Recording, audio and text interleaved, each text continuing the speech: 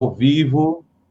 Ao vivo, agora estamos aí no grupo. Hoje é uma surpresa enorme aqui falar com a professora Luciana. Foi minha professora de um MBA que eu fiz, salvo engano, entre 2009 e 2011, um MBA em Vendas Nacionais e Internacionais, e também com o professor Itamar, direto, está lá em Maringá, né, professor? Direto da UEM, professor, historiador, é convidado da professora Luciana.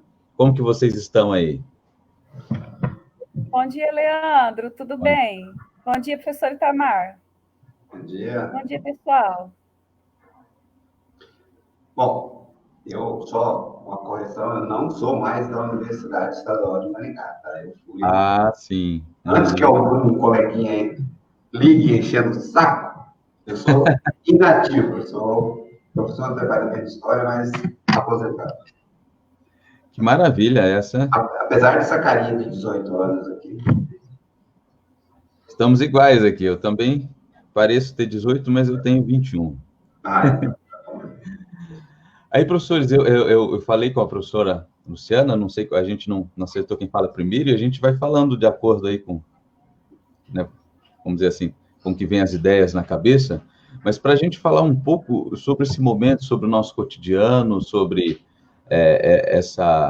a crise econômica que a gente vive, né, a expectativa. Eu lembro que nós entramos aí no primeiro trimestre com um crescimento de 1%, e motivo de críticas, motivo também de elogios, e depois veio a paradeira geral, que é uma paradeira a nível mundial, e nós estamos aqui, né? Eu queria ouvir mais, a gente pegar esses ganchos, assim, tanto do cotidiano, quanto do que já se passou, do que a gente já teve, situações parecidas, ou expectativa. Economista é muito de projetar as coisas, eu não sei se os historiadores gostam muito disso, mas a gente gosta de ter essa ideia do que pode acontecer para frente, né? O meu... permite só atravessar um pouco a frente da professora Luciana, já que você citou os historiadores. Eu lembro de uma frase muito legal do Roberto Campos, que dizia que a história é uma lanterna na popa, não é uma lanterna do convés. Só serve para a gente enxergar e compreender as tormentas que já passaram, né? Então, o historiador é muito tranquilo, né? Enquanto o economista precisa dar resultado, o historiador é só contar o que passou. Pois é, né? Mas é isso. Então, no caso de projeções, a Leandro sabe bem, a gente faz, mas não significa que elas são corretas, né? Porque a gente trabalha com as variáveis que a gente tem no momento, que são endógenas. A gente não tem como fazer previsão levando em consideração variáveis exógenas. A gente não tinha noção, não fazia ideia que ia aparecer a Covid-19 agora. A economia brasileira estava voltando a crescer em 2018 a taxas muito pequenininhas, porque em 2016 ela estava tendo crescimento negativo no governo Dilma. Então, ela começou a crescer um pouquinho depois do impeachment, chegou a 1,3, continuou nesse nível após a eleição do Bolsonaro, e aí veio a Covid. Então, a gente tem que dar graças a Deus ainda que a gente ainda tem um pouquinho de taxa de crescimento e ainda não é negativa, apesar dos pesares. Porque se a gente for levar em consideração que a China tinha um crescimento econômico no pré-Covid de 13% e caiu para 3%, a projeção para a economia brasileira não é nada animadora. Se os Estados Unidos, que tinham 3% de desemprego, que foi um recorde, agora está tendo 14%, você imagina no caso brasileiro, que a gente já estava com 14 milhões de desempregados. Então, a gente tem que tomar bastante cuidado com projeções e levar em consideração o exógeno, porque quando as pessoas ouvem um economista falando, elas acham que a gente faz milagre, né? Ou fala que a gente erra tudo. A economista falou uma coisa, não aconteceu. A gente trabalha com ceteris paribus, né, Leandro? Você sabe? A gente trabalha com o que a gente tem. Então, agora é um momento diferente e atípico. Se a gente tem as duas maiores economias do mundo numa retração econômica dessa proporção, você imagina o fato da economia brasileira. Então, não é hora da gente encontrar culpado, porque não tem, o culpado é a Covid. Né? O que aconteceu foi no mundo todo, não é um caso isolado brasileiro. Então, é bom a gente levar isso em consideração para não criticar quem não deve, né? E não errar nas análises. Só acrescentaria, Luciana, que o problema é a Covid e a reação que a sociedade internacional teve a partir da Covid, né? Porque tudo indica uma reação equivocada, cumprindo uma agenda, né? Porque nós tivemos outras epidemias que se transformaram em pandemia, como H1N1, e ninguém pensou em parar tudo, né? Tiraram esta da cartola, né? Tiraram esta do exemplo mal sucedido, inclusive, na China, porque falar que a cidade de Wuhan foi bem sucedida no combate é por chute, né? Porque na China ninguém tem nenhuma informação precisa, né? Quantos milhares de pessoas morreram ou deixaram de morrer, né? Eu ainda fico com a análise do Osmar Terra, né? Que diz que fazer a quarentena é um equívoco, né? É fechar as pessoas dentro de casa e aí com todos os problemas que advêm desse cercamento, desse fechamento das pessoas dentro de casa, né? Principalmente as pessoas mais velhas, as pessoas que têm doenças. Eu vi um dado muito interessante, né, que 70%, no caso do Brasil, 70% das cirurgias oncológicas deixaram de ser feitas. 40% das sessões de radioterapia deixaram de ser feitas. Ou seja, isso poderá, só esses dois itens poderão levar a milhares e milhares de mortes, né? Então, quando o senhor optou pelo lockdown, né, ou algo parecido, quarentena, você jogou a economia na retração, desnecessariamente, né? E não foi um fato isolado, né? Só que assim, a China, que foi a principal responsável, se a gente for pegar as pandemias virais do século XXI, estou até tentando escrever um artigo com o professor Rodrigo sobre Covid-19, a evolução dessa pandemia aqui no Brasil. Se a gente for observar o contexto de pandemias virais no mundo, no século XXI, o estrago da Covid-19 foi muito além do que aconteceu com as outras em termos econômicos. Nas outras, a gente não teve essa repercussão econômica, ela foi mais focos locais. E outra coisa interessante que deu para reparar durante as pesquisas que eu comecei a fazer é o seguinte: só 2 vezes que o vírus das 6 que aconteceram no século XXI não saíram da China. Foi o caso na África, que não saiu das fronteiras africanas, o caso da gripe suína, que foi no México, e não teve a proporção esperada de mortes, foi assim, até foi considerada uma pandemia, mas foi regionalizada, e o restante das epidemias virais, as outras 4, foram todas da China. Então, assim, a China tem um problema gravíssimo em relação ao controle de virose, de pandemia, e está deixando espalhar mundo afora, isso é um absurdo. Tanto que o Xi Jinping já está se tocando que algo vai acontecer, não só em termos de sanções econômicas em relação a ele, se não tomar providência.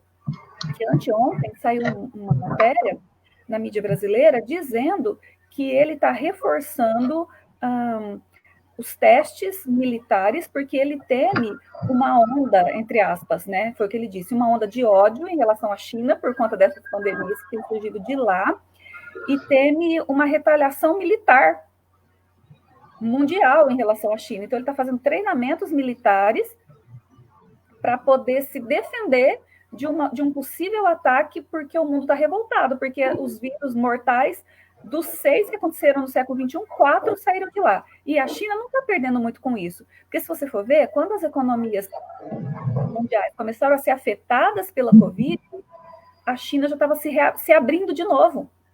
Então, a queda da China é muito menor economicamente do que a das demais economias.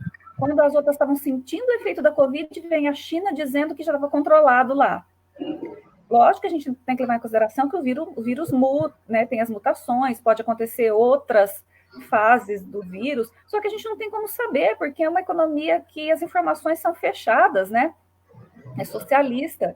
Então, é bem complicado a gente saber o que está acontecendo por lá. Eles omitem informações, pode ser que tenha até uma segunda onda e o mundo não saiba, como a Covid, a gente não sabia o que ia acontecer. Eles prenderam o médico, né? O médico depois até morreu de coronavírus também, não deixaram que a informação vazasse. De repente, esse vírus estava no mundo todo, porque seria bem fácil as outras economias fecharem as fronteiras, né? Pararem com as importações de produtos chineses por um tempo, fecharem as fronteiras aéreas, enfim, não deixar passar, mas eles esconderam. Então, isso é um problema gravíssimo. Primeiro que a cidade de Wuhan abriga, né, um laboratório de armas bacteriológicas. E ninguém tem um laboratório de armas bacteriológicas por acaso, né? Ninguém tem um arsenal para não ser usado. E por que não era para ser usado em 2019, como a nossa, né, a imprensa oficial do Ocidente tenta mostrar? Não, a China não teve culpa. Não teve culpa, sim. Tanto que tem um laboratório para isso. E é para usar da forma mais eficiente. E eu acho que eles conseguiram. Porque, vamos raciocinar, para nós, liberais, conservadores, cristãos, matar uma pessoa é um problema. Mas o que é para um comunista matar 100 mil ou 1 milhão de pessoas dos seus próprios membros? Nada. Né? É só olhar um pouquinho a história para ver o que foi a Revolução Cultural de Mao Tse Tung, e de lá para cá as coisas só amenizaram um pouco, mas não deixaram de ser brutais. Comunista tem causa, e quem tem causa não tem princípio. A questão é, se precisar, eles vão matar mais milhões de chineses para atingir o objetivo, que é a causa principal. Né? Tem um livro, que é até ficção, mas baseado em dados reais, do Zero ao Infinito, que retrata a questão da Revolução Russa, da vida na União Soviética, onde as pessoas que sabiam que estavam condenadas à morte, que eram inocentes, elas estavam felizes por estar morrendo morrendo inocentemente, mas para salvar a causa que o Stalin estava defendendo, que era a causa do socialismo. Né? Isso é muito comum quando a gente começa a investigar. Até aquele filme Stalin, um filme um pouco antigo, mas tem passagens interessantes, em que retrata um pouco isso. As pessoas são condenadas à morte, mas elas vão com grandeza, mesmo sabendo que elas são honestas ao partido. Né? Então, assim, o que a China fez, né, ela vai fazer de novo quando necessário for. Né? Mas tem uma questão aí que você colocou, Luciana Bastos. Os Estados Unidos já mandou, né, uma frota para a região da China, inclusive com os aviões Zig e OP-2, um número significativo de submarinos nucleares, algo pesado vem pela frente. E precisa vir mesmo, Se isso não for motivo de dar uma resposta violenta, inclusive, à China, o que vai ser motivo? Eu conversa com... Esses dias conversei com um amigo nosso aqui do Campo Mourão também, o professor Mário Filizola, e ele estava falando sobre os bastidores da política nos Estados Unidos, né? E sobre essa, vamos dizer assim, a ideia dos conservadores americanos em pedir uma prestação de contas dos chineses, né? Que eles abrissem um espaço para uma investigação e também eles reunindo alguns países, né? Essa ideia de que, além de prestar conta, talvez, já que demonstrado essa culpa em relação aos prejuízos econômicos, que eles sanassem esses prejuízos econômicos, né? Aí eu comentei, falando com o professor Itamar, né, historiador, não se parece, me perdoe se é um certo anacronismo, né, se me cabe aqui, né, coisa de economista falando de história, mas quando a Alemanha ela foi designada a pagar as custas da Primeira Guerra, a gente teve depois uma crise pior do que a Primeira Guerra. Você acha se isso você colocar nas costas da China, não que eu não diga, eu concordo com vocês, né? Eu acho que se a pessoa errou, se está fazendo isso por descuido ou qualquer coisa, imperícia, imprudência, o que for, ela tem que pagar. Mas a gente pode esperar, assim, mais problemas, mais crises, né? Principalmente políticas, econômicas e talvez até bélicas, né? Eu acho que a gente deve esperar mesmo, daqui para frente a chapa só vai esquentar, né? Se calarmos, se ficarmos, né, assim, a la PSDB, né? Não vamos responder, porque senão poderá ocorrer, como ocorreu no caso da Alemanha, né? A partir do final da Primeira Guerra Mundial, que com aquele armistício muito desfavorável, né? Vai ter mais, né? Vai ter mais e vai ter mais não só em armas bacteriológicas, mas também com atitudes bélicas mesmo. Porque, assim, o grande problema é que as pessoas não conhecem a cabeça do comunista. O que pensa o comunista? Tudo para ele é para chegar lá à causa, né? Então, eu me lembro, eu fui também um canalha, membro do Partido Comunista Brasileiro, né, um membro do PCB. E aí era assim, comum nas discussões internas que a gente deveria usar a democracia, não era para perpetuar a democracia, mas deveríamos usar a democracia para destruir a democracia, ocupar espaços, né? E na época a gente tinha até um deputado estadual que usava, né, toda a sua verba possível, tinha inclusive verba, cargo de liderança, sendo que era só um deputado estadual aqui no Paraná. E esse era o caminho mesmo, a gente deveria usar todo o aparato para poder destruir o que fosse possível da ordem democrática, sem nenhum constrangimento. Eu me lembro que certa vez tinha um evento aqui lá na Praça Raposo Tavares, aqui onde agora é a Praça do Crack, né, da Cracolândia. Na Praça Raposo Tavares, e eu fui designado para fazer um discurso. E aí o cara que comandava um partido aqui, que até hoje é o médico ilustre da cidade, não pode ter o nome dele, passou para mim um discurso pronto. Eu não vou ler isso aqui não, isso aqui é ruim, é errado, é mentira, né? Que a gente estava dizendo que tinha 120 filiados em Maringá. Aí ele falou assim, mas o que é uma mentirinha para um comunista? E aí contou o terço, né? O que os comunistas já fizeram? Né? Então, assim, uma mentirinha não é nada. Então, eu acho assim, que é preciso ter uma reação dura, principalmente comercial, por enquanto, que já é o suficiente, né? Que a reação comercial você desidrata até a capacidade bélica chinesa, né? E aí, se você voltar na questão da Primeira Guerra Mundial, se aquele armistício, né, esse tratado que finalizou a guerra, não fosse tão duro com a Alemanha, será que o nazismo não teria surgido?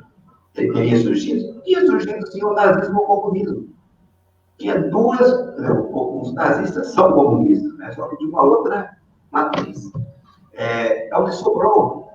No começo da década de 20, da Alemanha, por exemplo, não havia ninguém para defender a liberdade, ninguém para defender a democracia. Todos os lados defendiam saídas totalitárias. Né? Então, é um certo auto-engano que a gente procura fazer. Olha, se os demais países aliados não tivessem imposto aquela conta para a Alemanha, o nazismo não teria florescido. Eu acho isso um mero chute. E acho equivocado. O que ocorre é que, como a imposição foi muito alta, ela não podia pagar mesmo, né? Então, assim, não adianta cobrar do seu devedor uma dívida muito alta que ele não pode pagar, né? Senão ele não vai pagar. Mas que aquilo foi a causa do nazismo, eu acho uma leitura bastante superficial. Falei demais, né? Nossa.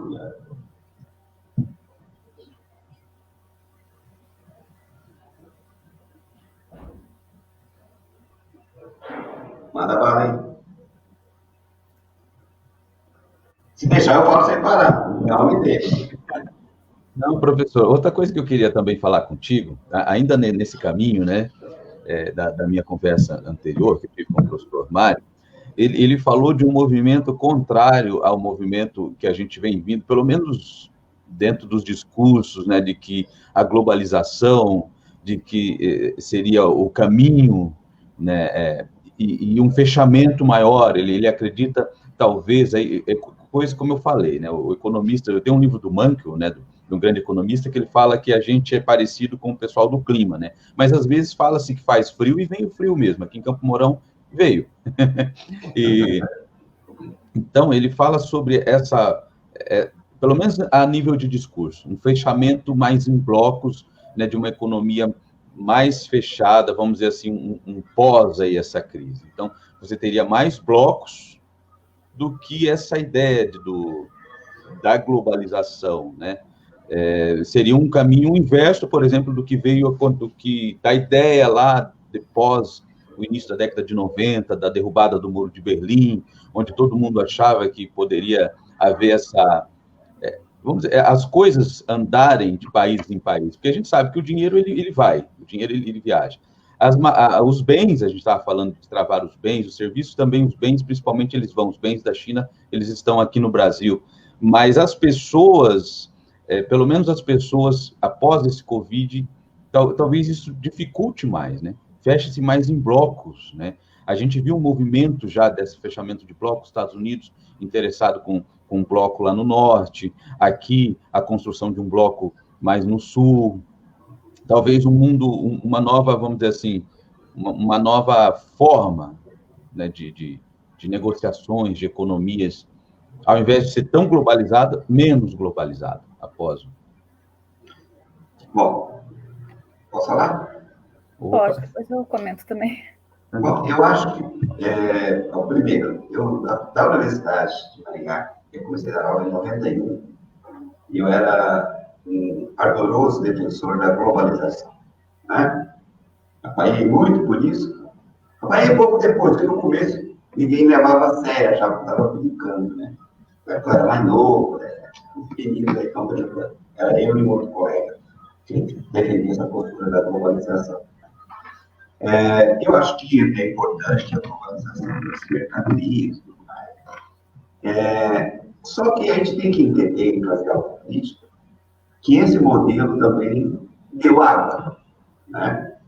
Eu acho que, diante da pandemia, é um momento ela foi importante para ligar a luz amarela e já a vermelha para todos nós. Então, o processo hoje, ele deve ser anti-globalização, né? Essa ideia que nós vamos comprar mercadorias mais baratas e vender mercadorias mais caras que vão vender para todas as partes do mundo, olha o custo aí, né? O custo daí. Então, eu acho que é preciso, sim, tomar atitudes, inclusive no fechamento com determinados países, e em especial a China. E a China tem também os seus satélites, né? Ora, eles usam o Vietnã, ora, a Indonésia, né? Tem que fechar, não tem outro caminho, né? Vai pagar mais caro pelas mercadorias? Vamos pagar mais caro. Mais caro. Vamos ter menos mercado? Vamos. Mas trata-se, na minha interpretação, vivemos um momento de guerra. A guerra já está declarada. Estamos num momento de guerra. E o momento de guerra é o momento que ocorrem, inclusive, os confiscos. Né? Desde a antiguidade, onde se confiscavam os cavalos para fazer o combate. Algo que ninguém deseja, mas estamos nesse momento. Então, eu acho que tem sim que haver um pé atrás, um passo atrás, né? Por que ficar comprando respiradores todos da China? Porque a China, quem mais tinha, ela soltou o vírus, né? Por acidente ou de propósito, mas foi ela que soltou, e ela já estava preparada para vender os respiradores, né? Que, inclusive, boa parte vagabundos que não servem para o combate à doença, né? Então, acho que nós temos que rever a posição, né? Eu, inclusive, na medida do possível, não compro mais produtos chineses, né? O meu telefoninho que é chinês, é o Xiaomi, né? Mas não compro mais produtos chineses. Eu acho que a gente tem que tomar posição. Não dá para a gente ficar alimentando os nossos inimigos, porque senão a gente faz aquela tese lá do comerciante, né? Lembro qual foi o anarquista que falou isso, né? O comerciante ganancioso, ele até acorda que será com a qual ele será enforcado, né? Então, eu não pretendo comprar a corda e vender a corda para alguém que quer me enforcar. Bom, eu vou falar meu posicionamento, né? Porque a economia internacional é minha área de estudos. Eu não vejo como o processo de globalização se reverter. Eu acho que chegou a um ponto irreversível. Só que eu acredito, e também não acredito que a formação de blocos vá se expandir. Não acredito nisso. Eu acredito, sim, em os países se voltarem para possíveis nacionalismos, não ligados a bloco, porque o bloco ele é uma etapa para a consolidação do próprio processo de globalização. Você retira tarifas daquela região, né, a partir de uma zona de livre comércio, para baratear o produto entre os membros, depois você transforma aquilo numa união aduaneira, estabelecendo uma PEC, depois você vai para o mercado comum. Quando o bloco tiver um mercado comum, com moeda única, com legislação única, com livre mobilidade de bens, serviços e mercadorias, é muito mais fácil você trabalhar isso no sentido global. Você tem todos os blocos já prontos para isso. Essa ideia não surtiu efeito, porque a única que conseguiu chegar nessa etapa foi a União Europeia, incompleta ainda, porque ela não tinha uma união de integração total, e não deu certo, inclusive a gente já pode ver isso na prática com a saída do Reino Unido pelo Brexit, né, através do Brexit. Não deu certo. O mundo não quer passar por isso também, chegar nesse nível de integração. Só que, assim, nós estamos falando em termos de globalização comercial, econômica. Isso aí é mais complicado de acontecer. Agora, outros tipos de globalização cultural, globalização de costumes, de valores, da tecnologia, da comunicação, isso já aconteceu, isso é irreversível. A não ser que você se transforme, que as economias comecem a ser tão nacionalizadas ou adeptas a golpes, ditadores, assim, e se feche totalmente e controle essa globalização tecnológica e de informação. Caso contrário, isso é irreversível. E, assim, a globalização comercial e a econômica, enfim, é fácil do governo reverter, porque basta ele usar os mecanismos que ele tem de proteção, que é tarifa. Né? São mecanismos legais de comércio, a imposição de tarifas, cotas de importação. Então, isso é muito fácil. Se você observar agora no momento, houve um êxodo, nessa semana, inclusive, um êxodo enorme de tecnologia japonesa da China. O Japão caiu fora com tudo que tinha, sabe? Isso está acontecendo de outros países também. Agora, no caso do consumidor, igual o Itamar falou que tem o celular chinês, eu, como consumidora, eu não boicotaria a China. Eu continuaria comprando da China desde que ela fosse mais barata do que outros produtos de outros países com tecnologia igual. O consumidor não pensa dessa forma. Tipo, o professor Itamar tem essa consciência. Não, eu vou parar de comprar produto chinês porque estão com uma guerra, eu entendo o contexto, mas o povo não entende. O consumidor... e eu vou falar, eu sou uma consumidora egoísta. Se eu achar produto chinês na mesma qualidade que o meu, está mais barato que o meu, e eu puder comprar da China, eu vou comprar, sabe? Então, assim, a única maneira de se estabelecer essa quebra é através de política mesmo, né? Política governamental, que o governo chegue e fale, não, agora nós vamos fazer uma sanção comercial, vamos implantar uma tarifa, implantar uma cota. E outra coisa interessante no momento, que vai proporcionar nacionalismos, é o que aconteceu com o Japão, vai acontecer com o resto do mundo. As economias estão vendo que elas não podem ficar totalmente dependentes da China. A China tomou um mercado que as economias, assim, ele consegue produzir mais barato, eu não tenho que desenvolver isso. Eu vou focar nas minhas indústrias mais fortes, nas indústrias de base que eu tenho. O que não é forte, eu deixo e compro da China, que é muito mais barato. Bom para o consumidor final, a OMC fica feliz, né? Enfim. Mas agora, o que o mundo viu, não é bem assim que a coisa funciona, que a banda toca. Eu não posso ficar totalmente dependente do produto chinês, ou produzindo a um custo altíssimo. Eu tenho que também trabalhar os meus outros setores, baratear a minha produção, para que quando acontecer uma outra crise, porque a gente não fique pensando que as crises virais, pandêmicas, vão parar na Covid, outras coisas vão surgir muito piores. A gente vai estar preparado para isso? O Brasil tem uma distância muito grande dos outros países no seguinte sentido. A gente pode não ter respiradores, a gente pode não ter um monte de coisa que a gente precisa numa crise dessa, mas a gente tem comida. Mas a gente tem água. E antes de alimentar o mundo, a gente vai se alimentar. Né? Então, assim, nessa parte a gente sai ganhando. Mas eu não acredito na inversão do processo, não acredito na expansão de blocos também, sabe? A tendência é reduzir.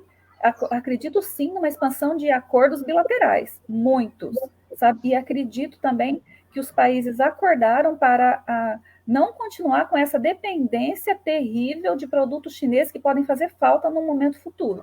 Então, eu acho que vai haver uma reversão nesse sentido, e a China pode tender a perder muitos recursos financeiros e investidores também, ou empresas estrangeiras lá, por conta de não conseguir lidar bem com essa questão de pandemias, porque tudo surgiu de lá, né? A maioria das pandemias surgiram de lá, e eles esconderam informações, então isso vai pesar bastante para eles, comercialmente, politicamente, diplomaticamente, a partir de agora. Então, essa questão das relações, dos acordos bilaterais, eu sempre, desde o começo do século, né? Você pega a desgraça, você fala desde o começo do século, a gente passou a defender isso, inclusive uma oposição a blocos, né? Porque bloco, inclusive, é um equívoco, do meu ponto de vista, é um equívoco.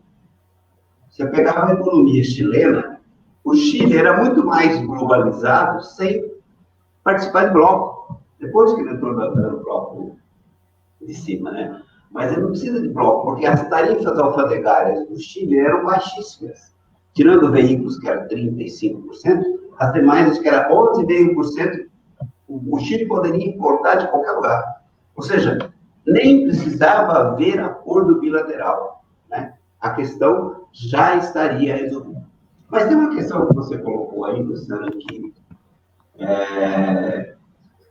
digamos, com todo respeito à sua religiosidade, mas é mais ou menos, se for mais barato comprar, é mais ou menos o que a gente dizia, né, no passado aí, vender a alma para o diabo, né?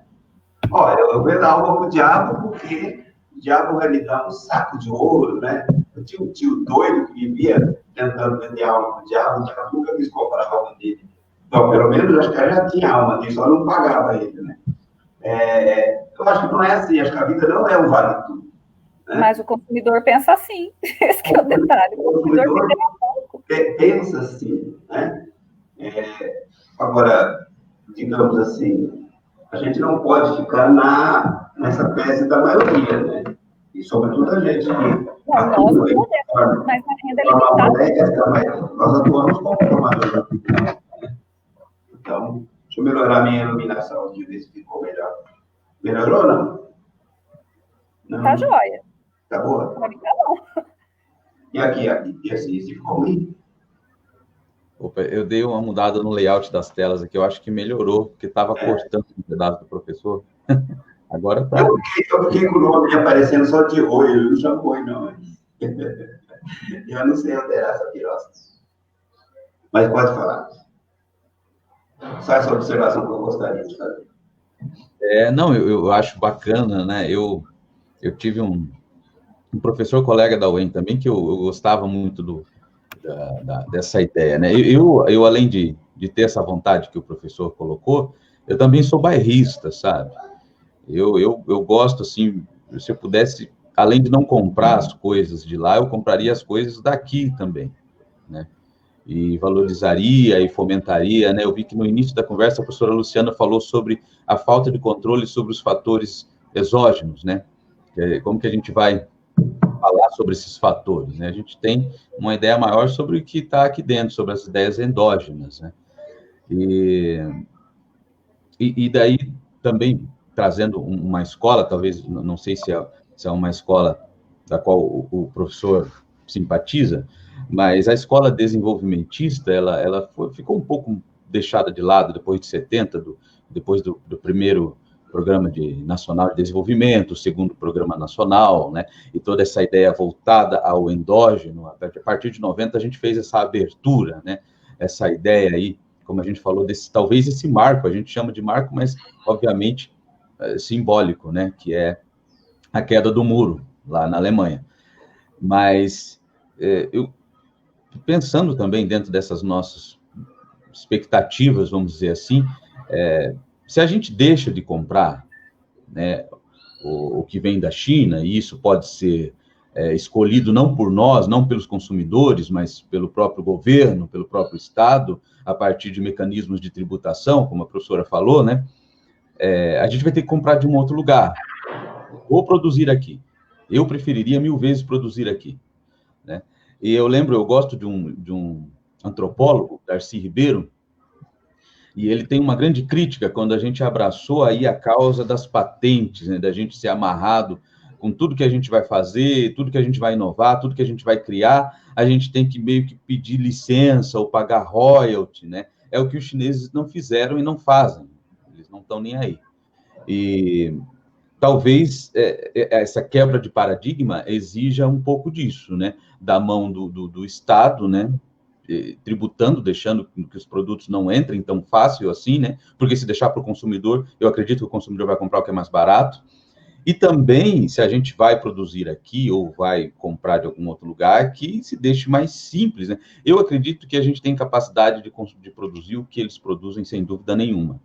E gostaria, assim, de poder comprar também coisas daqui do que coisas de lá. Bom, eu só acho um momento um pouco difícil. Bom, eu só para deixar claro, né, que eu nunca fui desenvolvimentista e nem estou defendendo teses desenvolvimentistas, né? Eu só acho que é um momento de guerra e temos um inimigo, como a Luciana subiu, e temos um inimigo, né, aí batendo na nossa porta, e por isso precisamos tomar certas medidas. Eu acho que os governos vão tomar medidas de restrição, em especial a China. Mas eu acho que, na atual conjuntura, um tratado de livre mercado com os Estados Unidos seria muito importante. Tá? De livre mercado mesmo, com os Estados Unidos e com outros países que têm a mesma pauta que tem o Brasil. Né? Esse é o problema que nós estamos vivendo hoje. Nós misturamos um país que tem 1/5 da população mundial, que tem os interesses escusos, e não tão escusos assim, né, de domínio do planeta, e nós sentamos com esses inimigos como se ele não fosse um inimigo. Né? Acho que esse é o problema. Não vejo nada de mal com o livre mercado com os Estados Unidos. E até não vejo problema em comprar coisas da China que sejam coisas não de alta tecnologia. Né? As bugigangas, ninguém vai ficar perdendo tempo de fazer bugigangas se a China vai parar. Mas o governo Bolsonaro tem apontado um sentido diferente. Recentemente eu vi uma fala dele que a busca agora é a Índia, porque as bugigangas também podem ser compradas da Índia. Né? Lembrando que a Índia tem uma população quase do tamanho da China, 1,3 bilhão de habitantes. Né? E tem outras economias, ou seja, tem outros países que não têm a pretensão da China. Não é se fechar totalmente, é fazer escolhas para evitar armar o inimigo. Né? Inclusive, esses produtos de alta tecnologia, por que nós temos que introduzir o 5G aqui? Né? Então, nesse sentido, Trump está corretíssimo, está segurando lá. Né? Então, nós temos que selecionar quem são os nossos adversários. E o que está muito claro é que a China é a nossa grande adversária hoje.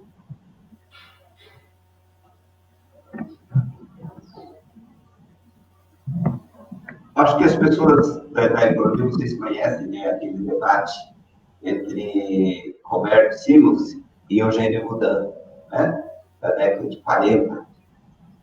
Chama-se Controvérsia acerca do desenvolvimento brasileiro.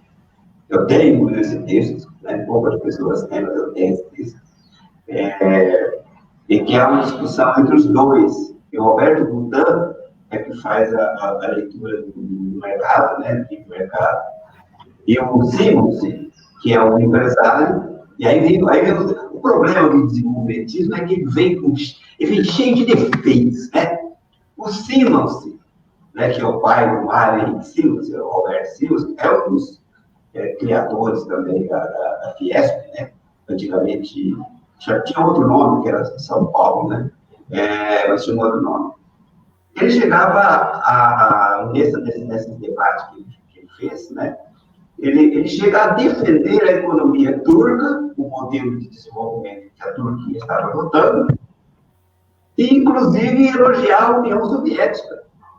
Né? Aliás, esse acho que é um grande problema dos nossos empresários. Né? Os nossos empresários, eles jogam no time adversário. É porque, de um modo geral, eles são patéticos, né? Eles não leem nada. Eles não leem Folha de São Paulo, Estado de São Paulo, e acham que sabem das coisas. Então, um empresário amigo meu, eu sempre converso com ele aqui, empresário, mas um dia ele estava se posicionando, né? Eu falei, quantos livros você leu ano passado? Ele demorou, por exemplo, eu leu nenhum. Eu falei, não li. Falei, sabe quantos livros o presidente da sua associação comercial leu no ano passado? Eu falei, deve ter lido a metade do que você leu. Né? Então, são pessoas que dirigem essas associações, que são arrogantes. Né? Se você for falar com elas, eu acho bastante estúpido. Né? São arrogantes, mas, no entanto, não têm formação nenhuma. Não leem nada. E quando viajam para fora, vão ver locais de cartão postal e tira foto lá do lado da Torre Eiffel, né, achando que viajou o mundo. O desgraçado tinha que ir lá, ficar lá um mês, conhecer a cultura, não, o cara vai fazer fotinha, né? Ó, tudo bem, pode fazer a fotinha lá, né? Pode fazer a sua fotografia, assim, mas precisa mais do que isso. Porque para quem quer ser formador de opinião, precisa muito mais do que isso. Né? Então, assim, eu tenho... claro que eu sou muito animado, mas na maioria das vezes sou desanimado, porque quem é que vai tocar para frente? Esses empresários que estão aí, esses empresários que estão aí se aliaram ao que é pior no Brasil, em torno de uma verbinha do BNDES. Né? Tem uma certa associação comercial de uma cidade aqui no Paraná, em que o ministro Bernardo Cabral ligava com intimidade, falava com os diretores, por quê? Por que será, né? Porque esses empresários estavam mamando na verbinha do BNDES, esquecendo, como diz o Zema, né? O governador de Minas Gerais. Esqueceram que caberia a eles não só cuidar das suas empresas. Né? O Zema fala, né? A grande responsabilidade é minha, porque eu cuidei das minhas empresas e não cuidei do Brasil, né? Não cuidou nem do Estado, deixou o Estado de Minas Gerais ser roubado do jeito. Nossa, está falando. Acho que é falta tomar mais café.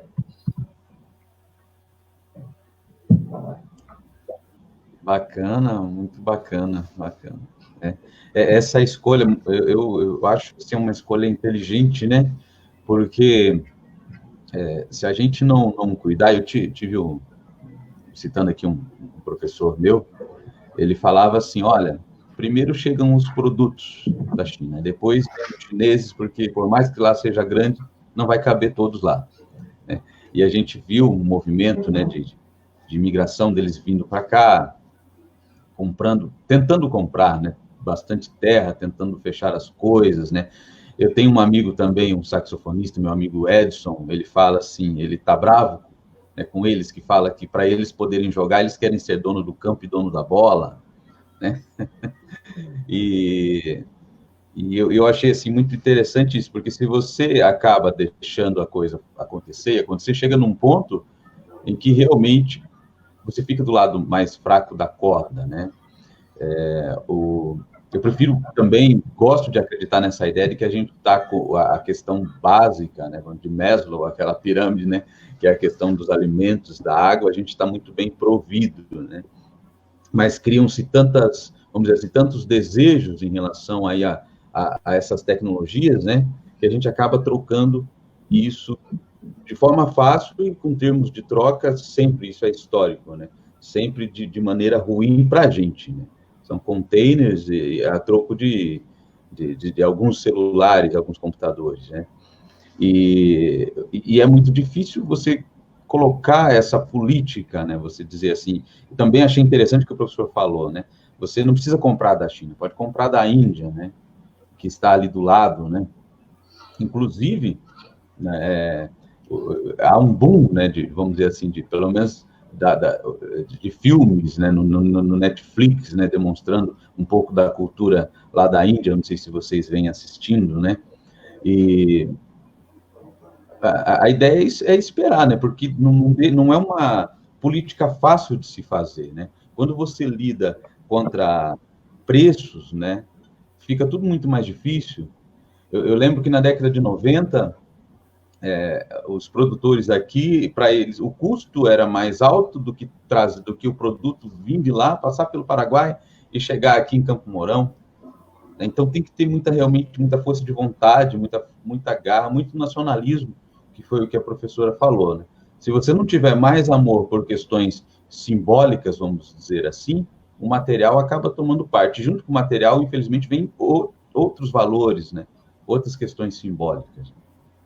Agora, Lucas, na questão que você coloca aí, eu acho que a venda, a gente deve continuar vendendo. A China quer comprar soja, quer comprar minério, vamos vender, sem problema. A restrição que se deve colocar é restrição na hora de comprar. Né?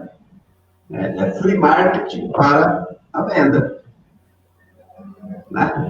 Não é muito assim que funciona, né? Porque quando você vende, você tem que também manter uma relação de compra, né? A relação é de troca. Ninguém vai aceitar só comprar de você se você não comprar nada deles. Mas a comida vai ter que aceitar. Hã? Comida vai ter que aceitar. Óbvio. Comida, sim. Comida, essas coisas, necessidade básica, sim. Mas, assim, a gente tem outras coisas também. A gente não vai também ficar o resto da vida vendendo só comida. A gente também tem que ter valor agregado na produção. Eu acho que uma falha do Brasil também é não só a não agregação de valor no que a gente já tem, né? Mas também aquela questão de não utilizar sabiamente a política de cotas e de tarifas, porque a gente está atrelado ao Mercosul em muitas coisas, a gente está tentando estabelecer uma tarifa externa comum, e não é que o que é bom para o Paraguai vai ser bom para nós, o que é bom para o Uruguai e para a Argentina vai ser bom para nós. Eles não produzem quase nada. Nós temos um parque industrial enorme, como que vamos discutir uma tarifa externa comum com eles? Por isso que eu acho que sou contra bloco. Não, é horrível. Tanto que os blocos, se você pegar os blocos da América Latina, pega o Mercosul, o Brasil arrasta os outros nas costas. A gente não pode nem mudar uma política monetária sem afetar os demais. A gente não pode mudar a política cambial sem afetar os demais. Então, isso é muito complicado. O maior arrasta os demais nas costas. Isso é bom? Bom para quem? Para eles, sim, mas para nós, não. Então, eu não sei o que você estava pensando quando se construiu um bloco econômico aqui, com países com PIB e crescimento econômico e tamanho de economia tão diferentes no nosso caso. Muito embora a raia miúda da esquerda protestava sempre contra bloco, mas a ideia de Mercosul é uma ideia da esquerda, é uma ideia de fazer algo semelhante àquilo que tinha na Europa, que estava já caminhando, né, que era a União Europeia. Essa ideia, né, essa ideia de fechar, inclusive no nosso caso particular, quem é que pensava as coisas? Tem hora que a gente esquece isso. Quem que pensou? Quando terminou o regime militar, quem que estava pensando? O Mercosul começa lá, né? Sarney faz o primeiro assinatura. Quem estava pensando? Só a esquerda que estava pensando. E uma esquerda sofisticada, capciosa, né? Mas a esquerda batenta, como um ovo aí das manifestações. A esquerda sofisticada. A lá, Fernando Henrique Cardoso. Né? A esquerda é PSDB, né? Porque o PSDB é esquerda. Exatamente, o PSDB é esquerda. E o elogiado pelo nosso colega ali, Darcy Ribeiro, era um esquerdista, um comunista perigosíssimo, porque ele era hábil, né? Lembra quando surgiu a questão de urbanização das favelas no Rio de Janeiro? Aquele pilantra disse, a favela não é o problema, é a solução, né? Então, assim, o Darcy Ribeiro era alguém extremamente perigoso, porque é habilidoso, né? Aquele cara que vai lá para se veste de vermelho, que sai quebrando as coisas, aquele não é perigoso, porque aquele já está identificado. São perigosos exatamente aqueles os perigosos que criaram a ideia do Mercosul, né? Que tinha na pauta o quê? A grande pátria socialista na América Latina. Tanto que a nossa integração ela foi fomentada com base na ideia de Simão Bolívar, né? Exato. Excluiu os Estados Unidos de ter ganhos comerciais, porque na visão, né, Simão Bolívar, havia uma exploração gigantesca norte-americana pela América Latina. Então, ele queria ver a América Latina livre das garras estadunidenses. Então, uma integração socialista, uma integração bolivarianista, do México até o final da Argentina, Patagônia Argentina, sem Estados Unidos junto. Essa é a nossa ideia de integração. Isso eu posso ser chato. Eu acho que a gente tem que corrigir até nosso sotaque. Estadunidense É o sotaque da esquerda. Né? Por quê? E por que eles falam isso? Por quê? Porque eles querem dizer que os norte-americanos ou americanos, que nós todos somos americanos. Ou seja, eles fazem não é bem ignorância, né? Mas aproveitam da ignorância ali e fazem da gramática, né? Aquilo que está lá já no George Orwell, vão mudar a gramática. Por que se é para ser americano, que eles querem dizer que nós também somos americanos, só que o Brasil não se chama Estados Unidos não se chama Brasil da América, né? O norte é Estados Unidos da América. Onde que é o local? América, né? Então, o nosso linguajar que a gente acaba usando, a Luciana usou, eu também acabo usando, estadunidense, eu não uso toda a Mas não é nem o nosso linguajar, é o linguajar dos textos. Se você pegar os textos... Mas estão errados, a gente começa a pegar... E a teoria cepalina também veio nessa mesma vertente, da década de 50 para frente, né? Então, eles estão trabalhando nisso, que está errado. Né? Eu implico com todos os meus alunos, eu implicava, os alunos ligados a mim, obviamente, né? Os outros, eu só não consigo para quem eu amo, né? Quem eu não amo, eu deixo cair no buraco. Mas nós estamos na beira do precipício, é isso. Bacana. O professor, né, e a professora Luciana, eu vejo que há uma proposta, assim, né, eu não sei se está dentro do repertório e das ideias, né, do pessoal também que estuda mais história, que está mais nessa área, de uma mudança, além de uma mudança de atitude, também uma mudança simbólica, né? Então, na realidade, para você conseguir vencer e criar uma nova realidade, você acaba tendo que abrir mão, assim, como o professor vinha falando, de alguns conceitos que remetem a determinado grupo. Eu lembro que a professora falou, olha, o preço acaba sendo soberano na escolha, né? Mas a gente sabe, por exemplo, que há países que acabam não fazendo isso, que são os países, por exemplo, do Oriente Médio, né? No qual eles privilegiam aí um grande capital simbólico, né?